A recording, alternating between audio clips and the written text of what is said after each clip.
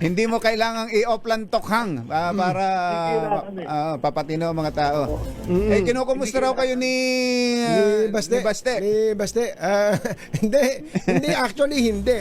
Nung nagsalita si Madriaga, nag-statement si Madriaga na ayon daw sa tatay ni Baste, well, dalawa si Pulong, referring to Pulong, ay baliw. Tapos si Baste ay bading. Nagsalita si Mayor Baste, sabi niya, ano daw? Bading ako, sabi ni Madriaga. Kung gusto mo, suntukan na lang tayo. No holds barred. Ayan, Isama mo pa si Torre at si Bangag. Anytime, anywhere, just inform me and I will be there. Sabi ko, ang tapang talaga nito si Mayor Baste. Pero tinawag siyang supot ni Secretary John Vic, hindi man lang yung namon. Ba't nyo ba tinawag na supot? Puro salita Alam mo tayo, laki tayo sa kali. Di ba? Kung tayo, matakdak lang, tapos wala namang follow-up, di ba? Di support ka, di ba?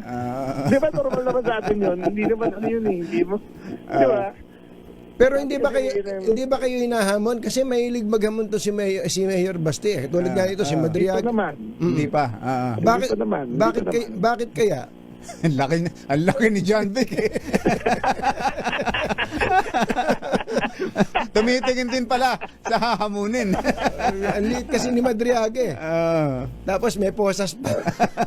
Kambira. Well, Secretary, ako po, kidding aside, yung po bang ganito mga statements ni Mayor Baste, halimbawa, well, inappoint naman siya o inialal siya bilang pangulo ng isang malaking partido, pero yung sasabihin niyang isang ulo lang naman ang kailangan namin, ang ulo ni Bongbong Marcos, bilang isang pangulo po ng isang syudad na meron po kayong administrative supervision, wala ba kayong mga tawag doon, mga guidelines tungkol sa gawi ng mga opisyal ng pamahalaan? Pinag-aralan namin yan. Yung sinabi niya kasi is hasn't crossed the line of a direct threat, di ba? It can mean other things. Merong room for interpretation. So, yung ganyan, still within the bounds, hindi siya lumalagpas. Pero tingin ko dyan, kung pansinin mo masyado na kung ano sinasabi niya, lalaki lang kasi charge mo, tapos papaliwanag mo. Diba? Lalaki yan. Pero kung dito mo, tawagin ko support, wala na, tumimik na. Diba? Baka mamaya mag-react na yan. Pero you have to call him out. You have to call him out na hanggang salita lang siya. So, I think it's better that way. So kung ano yung paraan ng pagsasalita niya, tatapatan mo rin ng ganong klase ng pakikipagbardagulan, ganon. Oo naman, ang yabang puro salita di ba? Pero kung tanggalin mo sa Davao, wala naman, ayaw gumalaw, di ba? So, call him out, let's call him out, di ba? Let's call a spade, matapang ka, di ba? Tingnan natin kung gaano katapang ka ngayon. Hanggang saan ang tapang mo. Okay.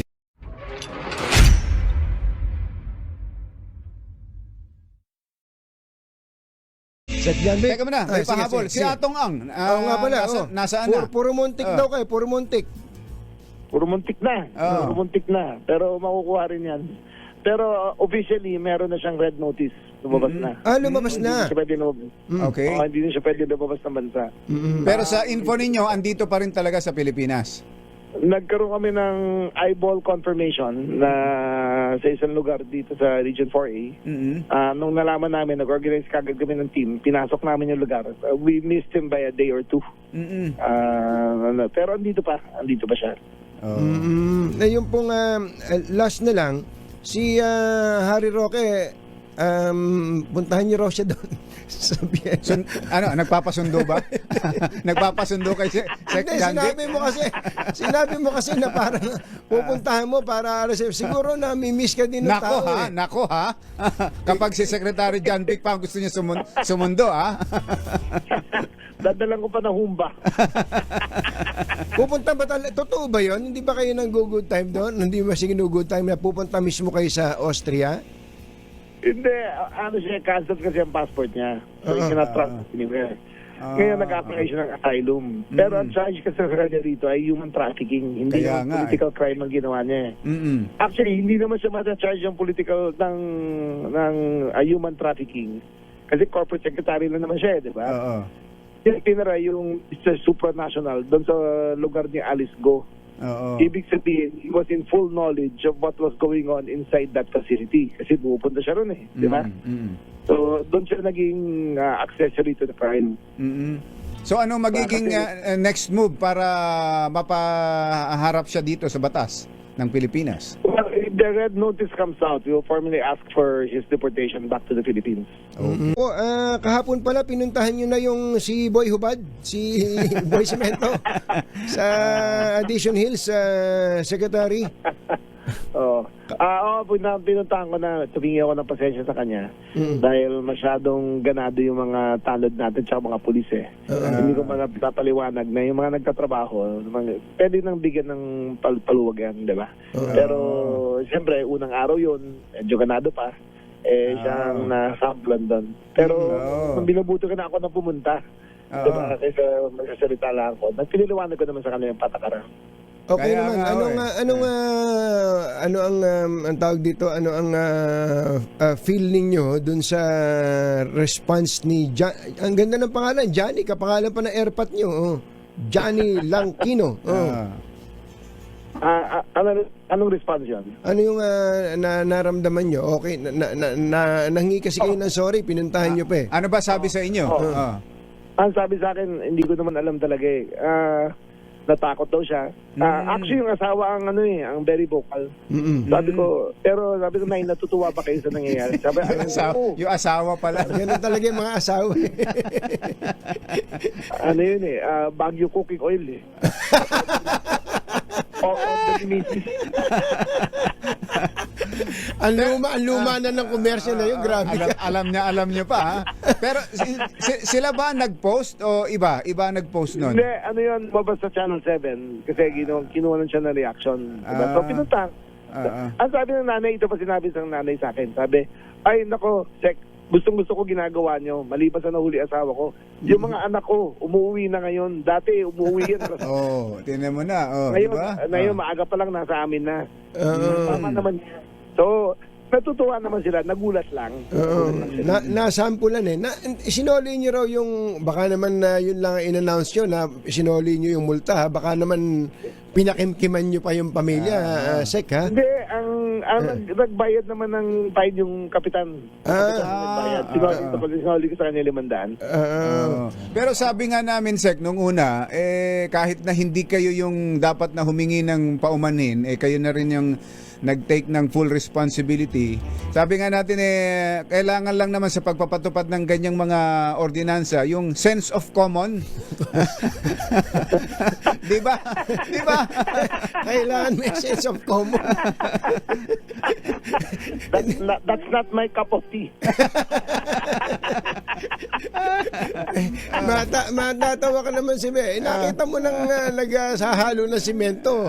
Porke nakaupa, duli mo. Kumbaga, but of course, saludo kami sa inyo na pati kasalanan ng ibang mga bata inako po ninyo. Secretary, nakakaisang linggo na po itong Safer Cities Initiative. Ano resulta generally? Generally, rough numbers binigay yung mga ID kahapon tsaka yung mga dito, yung mga pulisan dito. There's been a 30% drop in crime from the previous weeks. So 30%? 30% drop in crimes. Yung mga shoplifting, homicide, yung murder, lahat bumagsak siya significantly dahil nga wala mga shoplifting nawala niyan dahil nga dito sa mas konti tao sa kalye. Ang rape, bumaba rin na rape.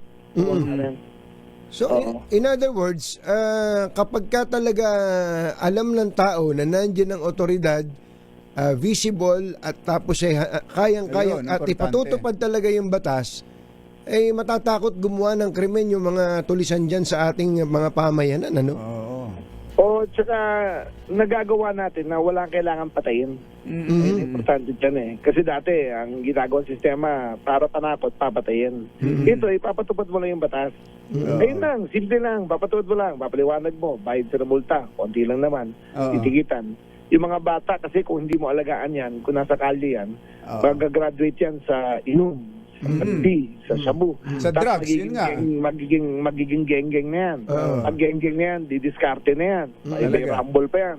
So ngayon na nasa bahay sila, nababawasan rin yung gang violence sa mga bata. Oo. Sa drug use, Secretary, anong monitoring ninyo? Wala pa kaming statistics. Data. Pero ang price of drugs has gone up to 7,000 per gram sa shabu. Ano ibig sabihin nun? All-time high yun. Oo. Ibig sabihin nun, Scarce ang supply. is low. Supply is very low. Kasi nga, interdiction namin naka 14 tons na kami. So, malaking kabawasan sa supply ng sa kalye. At saka wala na kasing ninja cups ngayon. Pag nahuli, wala na nare-recycle na drugs. Ayun. So, malaking parte yun. Yun ang... Kasi noon, noong 2022, ang presyo ng drugs noon, 3,008. Oo nga. No. Laki na itinaas pala, no? 30,000 na. Oo. Kumbaga, pagka talagang yung adik Yung adik na adik. yung adik na adik, ano tawag doon, naglalaway. Aba, naglalaway, nakapaglaway ba? Hindi ko alam. Hirap kasi nag-usap. Nag-uusap yung mga inosente. Ngasim na. Ngasim na. Talagang mag-e-effort sila para makakuha ng supply, ano? Tama. Ngayon may better policing, mahal ang drugs, bumababa ang crime dramatically. Ayun pala ang kailangan. You don't have to kill people. Di pa kailangan patayin eh. Diba? Para bumaba ang krimen. Dalawang beses nyo sinasabi. Parang ayaw nyo pang diretsahing tokhang. Ganun na nga yun. Balita, doon sa mga nagpapalaganap ng fake news, yung mga kinasuhan ni Secretary Dave Gomez, itong mga nakakaraan. Kaso ni Secretary Dave Gomez ngayon. Talagang nagsusunog ng hindi lang kilay. Baka tumaas yung sinusunog. Secretary Dave dahil sa mga peddler of fake news. May mga in-identify, Mother. May tatlo silang... tatlong in-identify na mga vloggers.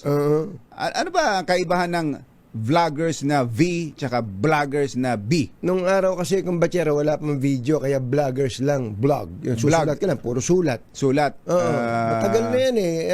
Mga sulat. Saan lumalabas yung sulat? Sa online din, kung batsera. Nakasulat lang. Parang nasa sa parang Twitter. Article lang. Article. Pero mahaba.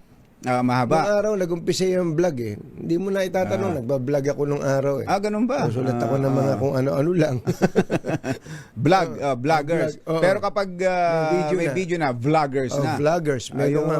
Diba, mukha mo na yun. Daldal ka na ng daldal. May pinapakita ka. Vlogger ka na. Ayun. So ito yung mga vloggers. Itong kinasuhan. Saka, alam mo kung nakilala.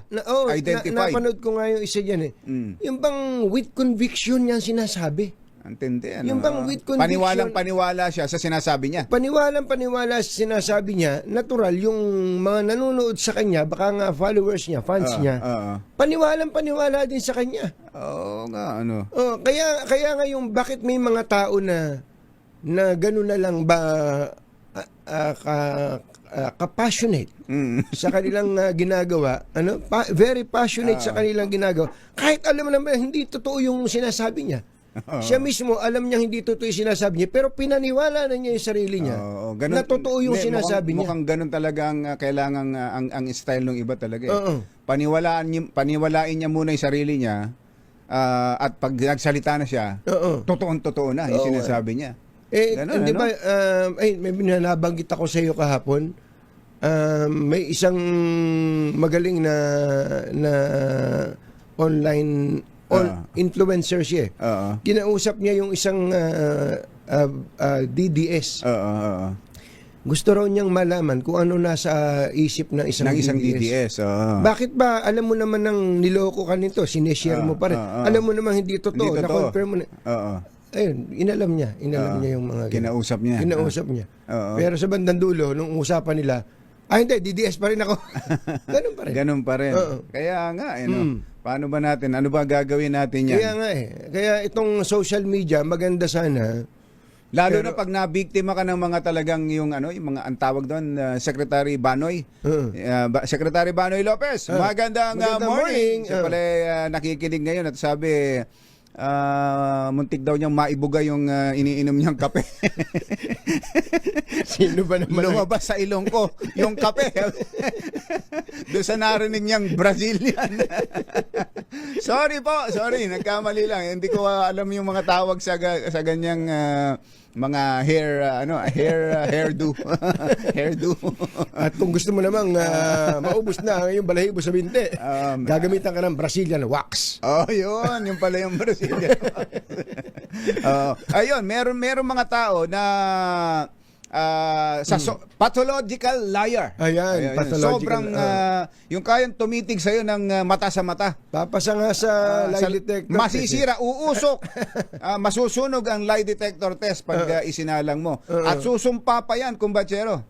Mamatay na. Mamatay na. Pero nagsisinungaling. Nagsisinungaling yun. Puro kasinungalingan sinasabi. Pero kaya kang harapin ng ganun. May mga talent sa ganyan. At kapag tayo naman, ng mga nanonood o nakikinig sa mga vloggers na yan, maakit ka talaga. Maakit ka. Sa galing nilang magsalita. Sasabi sa ngayon kung totoo o kung ano ang totoo at hindi sa mga isiniwalat ni Ramil Madriaga.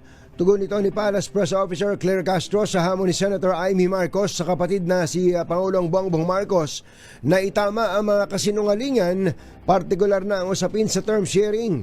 Kinwestiyon ni Castro kung ano ang alam ni Senator Amy sa katotohanan at iginiit na mainam sa ngayon na marinig ang mga sasabihin ng sinumang tatayong testigo sa impeachment case ng Vice Presidente.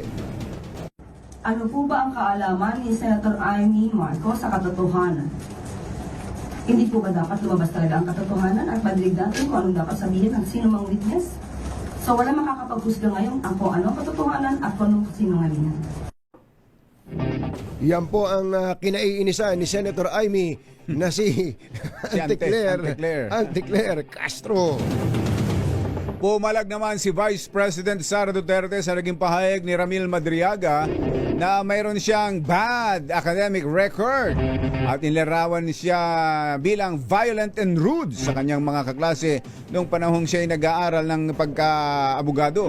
Partikular na pinalagan ni VP Sara ang sinabi ni Madriaga na humingi siya ng tulong sa isang profesor para makatapos siya sa law school.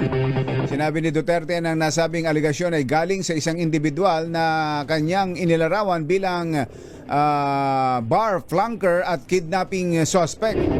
Iginit pa ng Vice Presidente na hindi kailanman siya nasangkot sa anumang reklamo ng pagiging bastos o marahas habang estudyante pa siya sa San Sebastian College, Recoletos College of Law. Pinagmalaki pa nito ang academic credentials. Nagtapos noong May 2005 at kumuha ng bar exam September ng nasabi ring taon. Naipasa rin niya ang bar sa unang pagtatangka pa lamang at nakakuha ng grade weighted average na 80, lampas sa minimum passing mark. Dapat ibalik ng Office of the Ombudsman ang 73.28 million pesos o Office of the Vice President. Isang pagtutuwid po. Dapat daw ibalik ng Office of the Vice President ang 73.2 million na ginastos nito mula sa kanilang 2022 confidential funds. Ito yung makaraang tanggihan ng Commission on Audit ang petition for review na inapila ni na VP Sara, OVP Special Disbursing Officer Gina Acosta at OVP Chief Accountant Julieta Villa del Rey. Ayon kay COA Auditor Gloria Camora, pinagtibay din ng komisyon ang nauna na itong desisyon na mag-issue ng Notice of Disallowance sa OVP kaugnay ng naturang pondo. Nangahulugan na kailangan isole ng OVP ang higit 73 million na expenses na confidential expenses na bahagi lang ng kabuang 125 million confidential funds na ayon kay Madriaga ay nilustay sa loob lang ng 18 oras. Nagretiro na sa gobyerno si National Security Advisor Eduardo Año. Kinumpirma ng Malacanang ang retirement ni Año Kasabay nito ay pinasalamatan ng Palasyo si Anyo sa kanyang dedikasyon at tapat na paglilingkod sa bayan. Secretary Anyo has decided to retire from public service after decades of continuous service in government and the military. We thank Secretary Anyo for his dedicated and distinguished service to the Filipino people. As National Security Advisor, he played a key role in strengthening our national security framework, advancing our counterterrorism and internal security efforts, and ensuring close coordination across the security sector during a period of evolving regional and global. Junior, na may malawak din na karanasan sa military operations, defense planning, and national security. Pinakakasuhan na ng Presidential Commission Communications Office sa DOJ ang 3 Facebook accounts na umanay nag-post at nagpakalat ng fake news tungkol sa kalusugan ng Pangulong Bongbong Marcos. Kabilang sa mga nais kasuhan ng PCO ang account na Eloy Bugris, the Queen of Revelations, Regondola Ping at Crades Underpal. Ayon sa PCO, nag-live broadcast pa ang account na Eloy Bugis na the Queen of Revelations kung saan sinabi nitong may malubhang karamdaman ng Pangulo at nagsulisit pa ng pera sa viewers. Edited pictures naman ng Pangulo na tila nakararanas ng physical distress ang ipinost ng account na Rigondola Ping, habang peking news graphic naman na umanay opisyal na kompirmasyon ng seryosong health condition ng Pangulo ang itsinyer na ang account ng Crades Underpal. Git ng PCO ang sadyang pamimeke at pagpapakalat ng mga maling impormasyon, lalo na ngayong nasa state of national energy emergency ang bansa, ay maituturing na krimen na may kaakibat Yun. na parusa.